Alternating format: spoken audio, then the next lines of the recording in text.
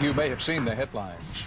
Hollywood celebrities battling addiction to prescription painkillers. But now it could be your wife, your husband, or your kids. He was a sweetheart. There are tens of thousands like Troy, addicted. I'm ashamed of it. Embarrassed about it. It's an epidemic. By the end of today, 100 people will die in the United States from an unintentional overdose of prescription drugs. There are doctors that are being sent to prison now for being reckless in their prescribing.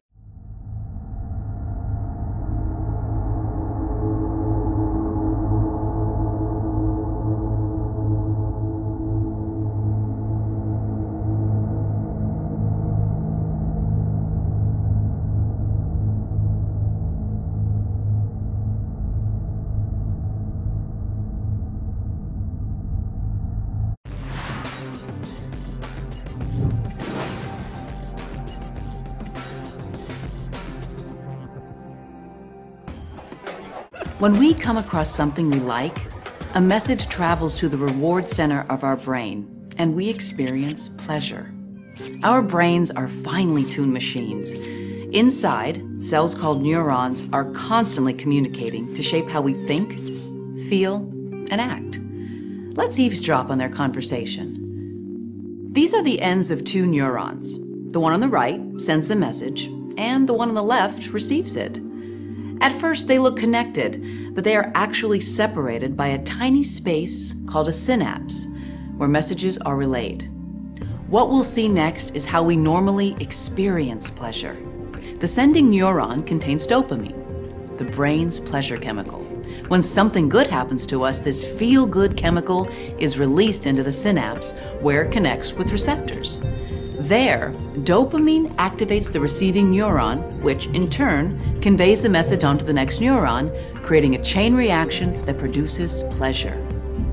After the message is sent, dopamine is recycled by transporters to be reused. This conversation repeating itself again and again gives us the feeling of pleasure.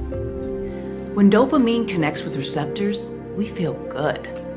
To understand why meth is so addictive, let's think about the everyday things that give us pleasure. There are wonderful experiences like being on stage or, winning in a tennis tournament. But it's not immediate. It doesn't involve immediate gratification. Toxic substance unnaturally raises dopamine levels. Nothing else in life leads to such a massive release of dopamine and intense surges of pleasure.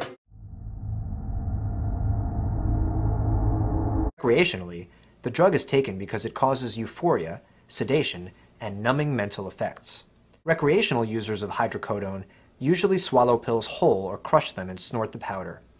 Once ingested, hydrocodone travels to the brain's central nervous system, where it binds to opioid receptors in the pleasure centers of the brain, producing a euphoria and sedation, which is part of the reason why it is so addicting. In fact, with daily use, most people will become addicted to hydrocodone within 1 week, experiencing physical withdrawal symptoms without the drug.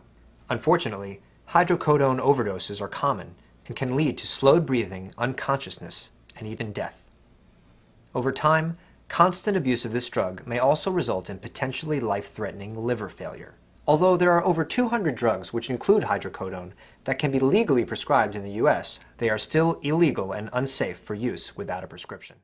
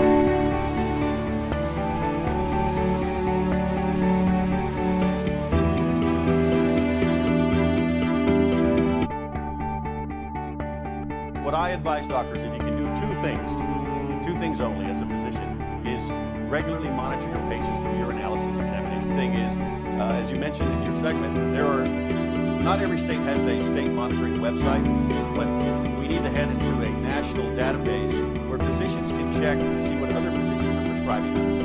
And because that is the danger. Many people mix a